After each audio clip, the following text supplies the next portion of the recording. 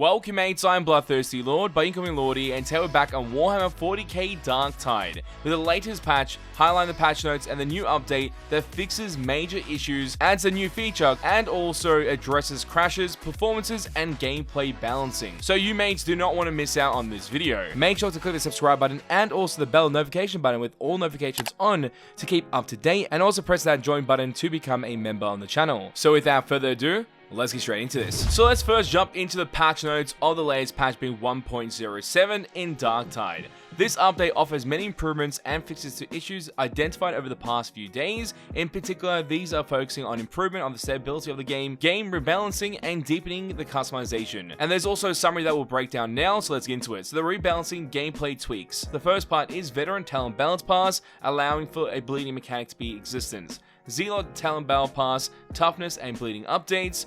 Ogryn Balance Pass and Grenade amounts adjusted. Ogryn Club attack combo adjusted. Damage values increased against certain enemy types. Ogryn Shovel increased mobility. Adjusted pacing with enemy characters, hordes, and spawns. And this is quite interesting. We have a couple of changes already to 3 of the characters in the roster, being Ogryn getting a huge buff all around with his kit, so glad to see that. Zealot getting some changes in the actual balance pass of his talents to make sure they're accurately represented. Same alongside Veteran with the bleeding mechanics in the game. Glad to see that. And also adjusting the pacing of enemy characters, hordes, and spawns. This is essentially not the pacing of their movement, but when they spawn. So that's something to keep in mind. So how often and how frequent are these enemy types spawning in? Additional Psychic gameplay adjustments, including removal of a push charge cost of the Force Sword. This didn't exist in the first beta. So in the first beta, there wasn't any charge cost on your peril when using the Force Push, which made Psyker a ST character automatically because that stagger was a large area effect stagger towards any hordes, and it was just a great mechanic to have as a Psyker player. And then they adjusted that for the pre-order beta and actually had a cost of peril behind it,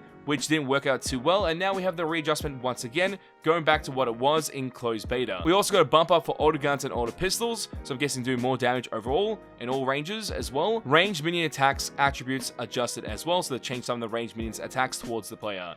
Then we have some play interactions added as well. Change revive, rescue, and pull up states to be in third person. So anytime you're in this state, you're on the map in first person, one of your teammates do go down to that state, and you try to revive them, now you know that you actually are probably reviving them, not just by the bar that comes up on screen, but your camera perspective will change from first person to third person, and once successfully revived, it'll go back to first person. Then we have a deepening of the customization, adding a particular element to the Morning Star, and this is a new character in the game, where you can go towards that character and be able to further customize your character through its appearance, or revisit your original appearance if you made any mistakes. So the same screen they had initially when you build your character up, for the appearance of your character, you can revisit it here at the barber and create the internet look that you want for that character instead of your first option or future options that you want to change in the future as well for that selected character to fit a particular theme or particular loadout. So you got many options like that that can occur. That's why customization is there, and you can go back in there and fix your appearance. Further information by Fat Shark, the developers of Darktide,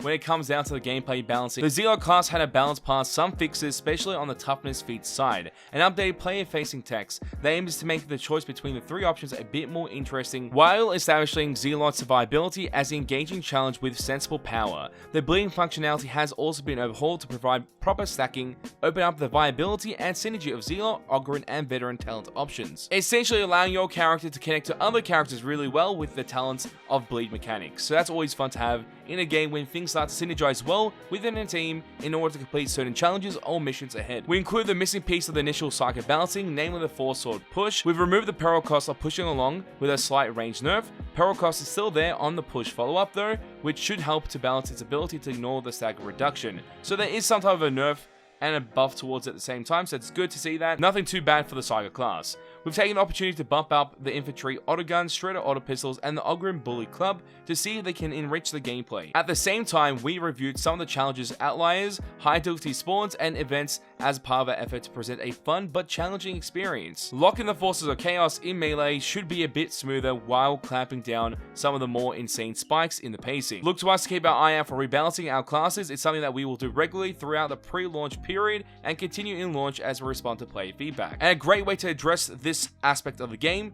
which is further rebalancing and adjustments, and obviously new content being added through the new features that we've talked about, but having changes actually represented well and indicating the right information, and it's actually represented in the gameplay too, like it's actually happening, like the bleeding mechanics for example, it's good to see. And this encourages people to use more weapons and be able to use range aspects more often, with the bump up of the enrichment of the gameplay for those selected items that we talked about. So I'm glad to see that, because the idea of this game should be able to pretty much do whatever you want, with whatever weapon you want to utilize, and be able to complete your missions with a fun time. That should be the goal, and I feel like right now Darktide is achieving that. On the other side of the spectrum, which is why Darktide may have a negative review base on Steam or mixed reviews, it's because of the stability and performance. And there's a good reason why. It has been all over the place, to say the least, when it comes down to the GPU performance, the CPU performance, and there's just constant crashes, the stability of online matches. It's all over the place. And then Fat Shark, the developers of Darktide, have addressed this as well in this feedback here. We are far from happy and see more crashes than we hoped for. At the same time, we also expected some of this and are looking to the pre-launch beta to test and help address many of these issues. So far, we've identified and fixed many of the current issues causing crashes in the recent upcoming patches, but there are also a few remaining. In particular, there's one big category of crashes manifest as GPU hangs that probably still will show its ugly face at times. That said, we're on a good trajectory to have stable game at the time of release, due in the large part to the many players that are helping provide us with the required data to help address these issues. In terms of performance, it's safe to assume that we see a high variance between players with seemingly similar hardware. Given the wide range of configurability in the game, it's able to automatically find the best parameters for every player. That said, the more data collected, the more we believe we improve the detection and automation of configurability. At the same time, we continue to adjust the presets and encourage all of you to visit a performance blog highlights the performance of Darktide and how to adjust for that in the event that you don't believe you are getting the best performance in the game. Finally, we will continue on the further optimization, especially regarding ray tracing. So that's good to hear. There's actually addressing the factors of what is occurring in the game currently, being the stability and performance, and it can be all over the place. It is a pre-order beta, but pre-order beta usually indicates what's going to happen at full release, especially since the beta is pretty much the same time as the full release. It's like once the beta ends, it's full release. So in that aspect, it does give you some flashing lights, like warning signs everywhere about what could happen. But the same aspect, I have faith in this company. They've made many games in this actual franchise, and it's worked out pretty well when it comes to future updates. So I'm hoping to see that here with Darktide as well. And they also addressed the online services and matchmaking. We made every attempt to scale services to launch through both a technical and closed beta. But the truth is, there's no good way for us to simulate a real-world environment at this scale. This weekend served as yet another test. Unfortunately, we did encounter a few bugs which negatively impacted players and the ability to play. So if many of you were bounced out of a game or no longer could connect due to a back-end error, know that throughout the weekend, the team worked through many of these issues, which should help improve the service. That isn't to say it is where we want it to be. So they've obviously addressed that there is some issue there too, because oh my god, did it drive me mad. Doing a malice run or heresy run, getting towards the end, disconnecting, and then try and reconnect and see that back-end error. And then no other further reconnects. I can't reconnect after that error. Won't let me do so. It's pretty much game over for me. I lost 20 minutes or 30 minutes of progress of being able to level up my character in Tertium with my class being Zealot. So that's just unfortunate. I do enjoy this game and I want to grind out the game as much as possible. Things like this do prevent that capability. I have some other issues when it comes down to stability and performance on my PC when it comes to Darktide at the moment, so we're trying to adjust for it and see what we can do from our side before further updates come out as well. But in that combination of having stability issues and performance issues and online service and matchmaking issues, it drove me mad. So I took a bit of a break here and there, and I played casually, not 24/7, because I can't do so. So with the new changes being implemented, hopefully in this patch, as you can see right now on your screen, there'll be a whole bunch of series of stability bug fixes on screen. Hopefully that does help out. Feel free to pause the video at this moment to be able to read them all, but that hopefully adjusts some of the issues within the game that causes crashes and just issues in general when it comes to bugs in the game as well. And that was everything that was contained in the patch of Darktide today. Hopefully it ends up being a good patch for you guys and you get to enjoy it. But what was the best part about the patch? Tell us in the comment section down below. And if there are any other issues you've encountered in your Darktide experience, tell us in the comment section down below. And what is the best part about Darktide? I'd love to know in the comment section down below.